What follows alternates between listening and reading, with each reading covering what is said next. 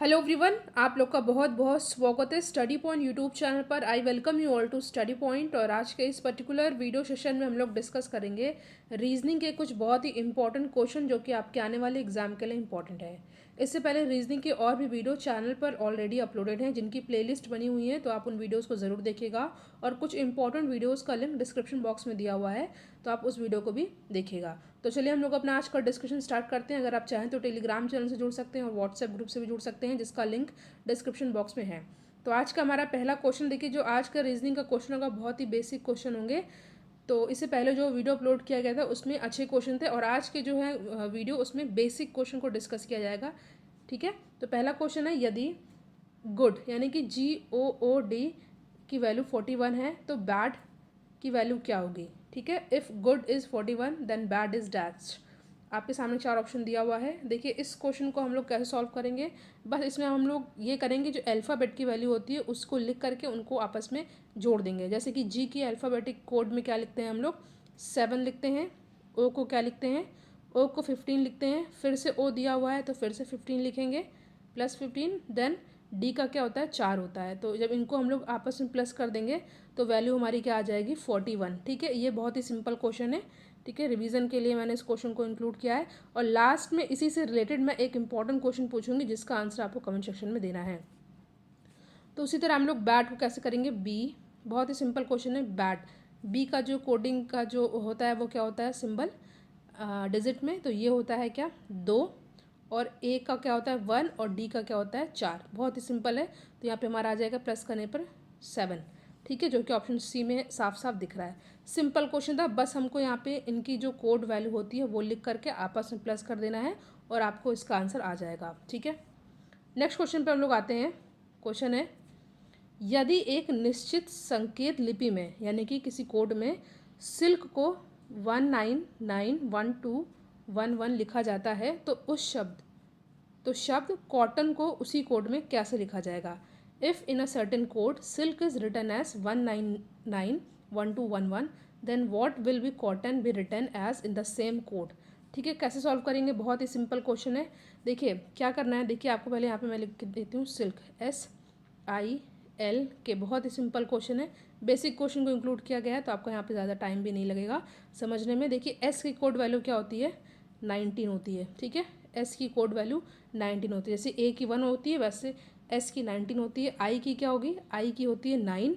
उसके बाद एल की क्या होती है, एल की होती है कोड वैल्यू 12। और के दिया हुआ है, के की होती है 11। ठीक है, तो आपने यहाँ पे क्या देखा कि जो कोड वैल्यू है उसी को एज इट इज़ लिख दिया गया है। ठीक है, एस की होती है 19 तो यहाँ पे 19 लिखा है।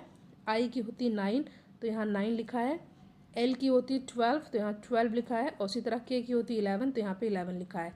सेम इसी तरह से हम क्वेश्चन को सॉल्व करेंगे कॉटन के लिए। कॉटन को हम लोग लिख देते हैं यहाँ पे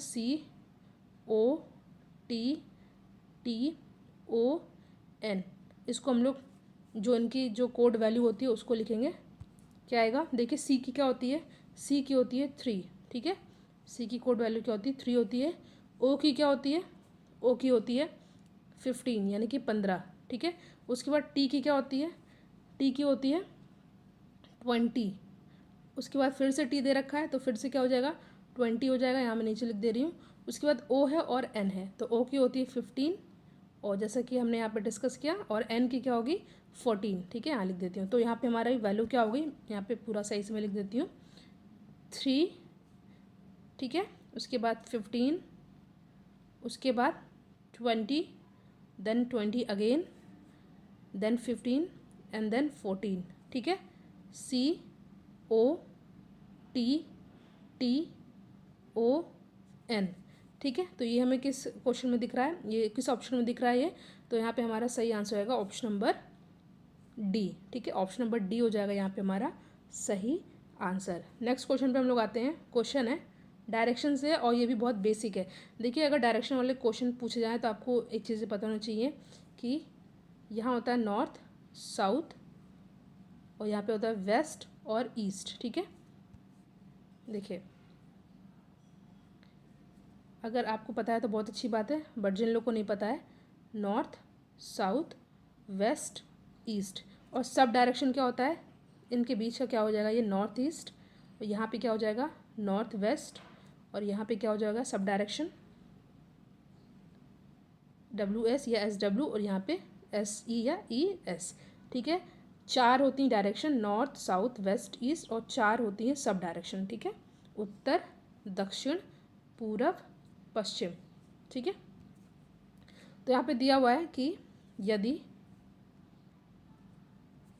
एक घड़ी 1:40 का समय दिखा रही है, यदि मिनट की सुई दक्षिण पश्चिम की ओर इंगित कर रही है, इशारा दे रही है, तो घंटे की सुई किस दिशा की ओर इंगित करेगी। देखिए इस तरह के क्वेश्चन को बहुत ही सिंपल होता है, इसमें बहुत ही सिंपल क्वेश्चन मैंने इंक्लूड किया है। ठीक है, मान लीजिए बज रहा है कितना 1:40, तो यहाँ पे एक बज रहा है। ठीक है, यहाँ 12 होता है, 1 2 3, 1:40। ठीक है, 40 मान लीजिए यहाँ पर है। तो आपको पता है कि अभी मैंने आपको यहाँ डायरेक्शन बताया था, तो ये वाला क्या होता है नॉर्थ ईस्ट होता है। ठीक है, तो आपको घंटे का ही पूछा है, तो ये नॉर्थ ईस्ट हो जाएगा। ठीक है, यानी कि उत्तर पूर्व। देखिए इसको मैंने यहाँ पे सॉल्व करके यहाँ पे लगा दे रखा है इंग्लिश में। A clock is showing the time 1:40 if the minute hand point to south west, in which direction does the hand hour point. देखिए सिंपल सा है, इसलिए मैंने यहाँ पे लगा रखा है। ये है घंटे की और ये है मिनट की। मिनट का बता रखा है कि दक्षिण पश्चिम में दिख रहा है आपको यहाँ पे। ठीक है, उसी तरह north south west east, north south west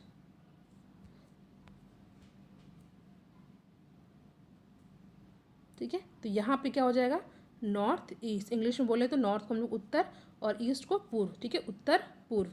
तो यहाँ पे हमारा सही आंसर क्या हो जाएगा ऑप्शन नंबर ए। ठीक है, ऑप्शन नंबर ए हो जाएगा हमारा सही आंसर। सिंपल क्वेश्चन है। नेक्स्ट क्वेश्चन पे हम लोग आते हैं।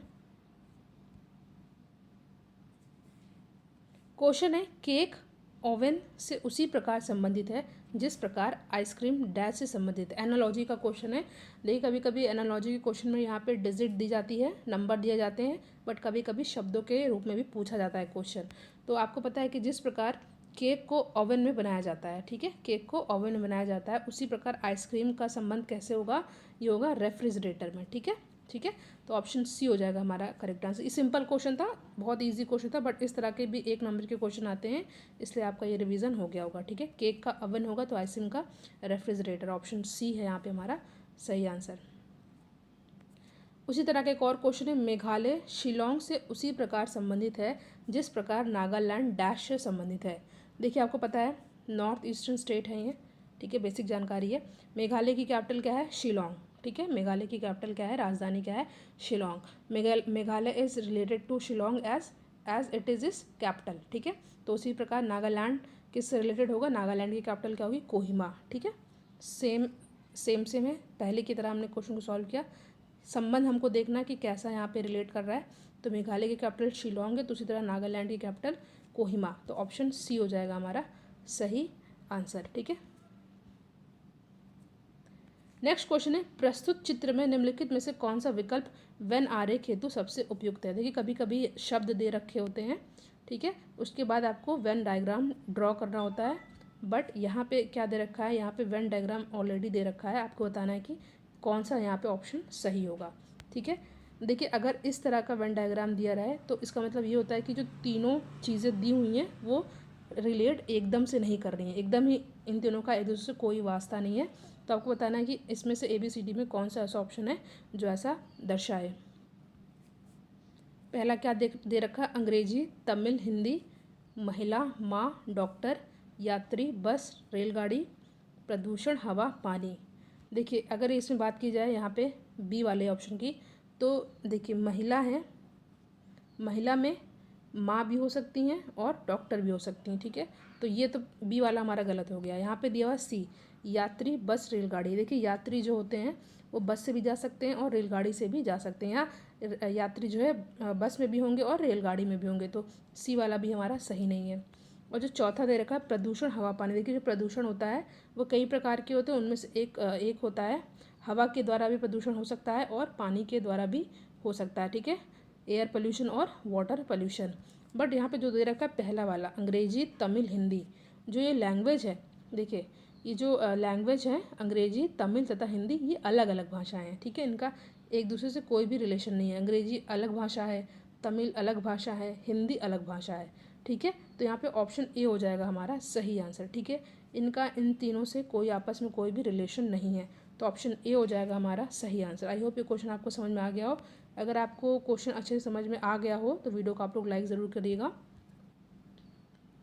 नेक्स्ट क्वेश्चन है, उस विकल्प का चयन करें जो तीसरे पद से उसी तरह से संबंधित है जिस तरह से दूसरा पद पहले पद से संबंधित है। Select the option that is related to the third term in the same way as the second term is related to the first term. देखिए ये भी एनालॉजी टाइप का ही क्वेश्चन है।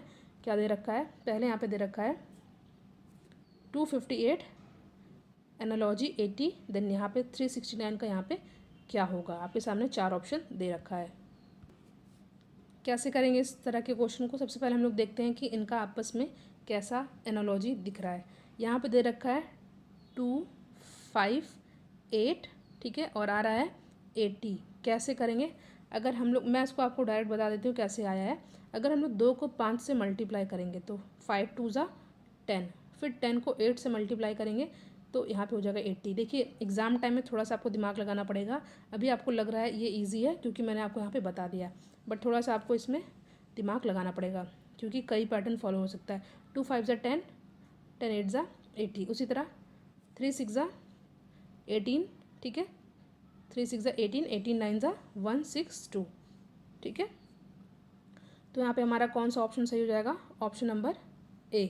क्या किया गया इस तरह के क्वेश्चन में, बस आपस में मल्टीप्लाई कर दिया गया है, ठीक है, आपस में मल्टीप्लाई कर दिया गया है। 3 × 6 × 9 = 162 which is shown in option A, ठीक है।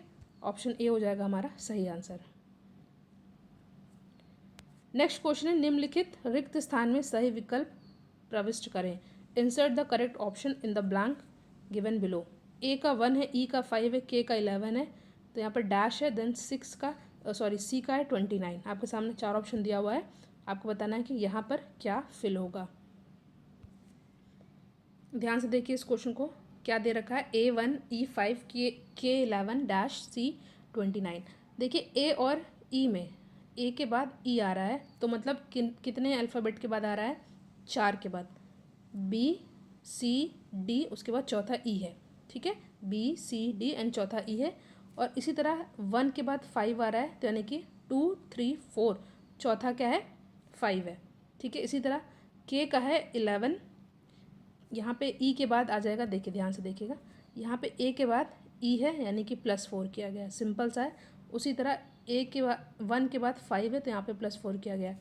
अब इसी तरह हम लोग नेक्स्ट देखते हैं, ई के बाद के है, ई के बाद के है, मतलब ई के बाद FGHIJK यानी कि छठा, ठीक है, छठा अल्फ़ाबेट के होगा। उसी तरह 5 के बाद 11 है तो 6 क्या हो जाएगा, 5 में अगर हम लोग 6 आगे बढ़ेंगे तो 11 हो जाएगा। उसी तरह एक बार हम लोग 4 बढ़े, फिर 6 बढ़े, फिर क्या हम लोग आगे बढ़ेंगे 8, यानी कि के के बाद 8, के के बाद 8वां अल्फ़ाबेट कौन सा आएगा, ये आएगा S, ठीक है। उसी तरह 11 के बाद 8वां क्या आएगा, ये आएगा आपका 19। 11 के बाद 8 और आगे बढ़ेंगे तो हम लोग क्या आएगा 19, यानी कि S19। बट अभी हमें चेक करना है क्या यही पैटर्न आगे फॉलो कर रहा है या नहीं, यानी कि S के बाद हम लोग एक बार 4 था, एक बार 6 था, एक बार 4 के बाद 6 था, उसके बाद 8 था, 8 होगा यहाँ पे, ध्यान दीजिएगा। ए के बाद हम लोग 4 बढ़े हैं, ठीक है, 1 के बाद 5 4, तो ई के बाद के 6, 5 के बाद 11 6, उसके बाद के बाद हम लोग 8 आगे बढ़ेंगे तो हमारा क्या आ जाएगा, ऐसा आएगा। उसी तरह 11 के बाद 8 8 क्या आ जाएगा हमारा, यह आ जाएगा 19। उसी तरह अब हम लोग 10 बढ़ेंगे, ठीक है, 10 यानी कि एस के बाद 10वां अल्फ़ाबेट क्या आएगा हमारा, सी आएगा, ठीक है। और उसी की तरह 19 के बाद 10 हमें ऐड करेंगे तो 29 आ जाएगा। सिंपल है, बस हमें अल्फ़ाबेट में भी और नंबर में भी आगे बढ़ते जाना है। कितने कितने गैप पर, एक बार 4, एक बार 6, एक बार 8, एक बार 8 और एक बार 10। सिंपल है, सिंपल सा क्वेश्चन है, आपको बस थोड़ा सा दिमाग लगाना। इसमें आपको 2 काम करना है, अल्फ़ाबेट के साथ भी वही काम करना है और डिजिट के साथ भी वही काम करना है, यानी कि एक बार +4 +6 +8 देन +10, ठीक है। आई होप ये क्वेश्चन आपको अच्छे समझ में आ गया हो। देखिए मैंने आपसे कहा था लास्ट में आपको सिंपल सा क्वेश्चन पूछूंगी जिसका आंसर आपको कमेंट सेक्शन में देना होगा। तो क्वेश्चन क्या है, यदि एक्टिव 60 है तो पैसिव क्या होगा? If active is 60 then passive is dash. आपके सामने 4 ऑप्शन दिया हुआ है, 100, 80, 55 और 91। इस क्वेश्चन का आंसर आप लोग कमेंट सेक्शन में दीजिएगा। वीडियो को लाइक एंड शेयर ज़रूर करेगा। Thank you so much for watching. Thank you.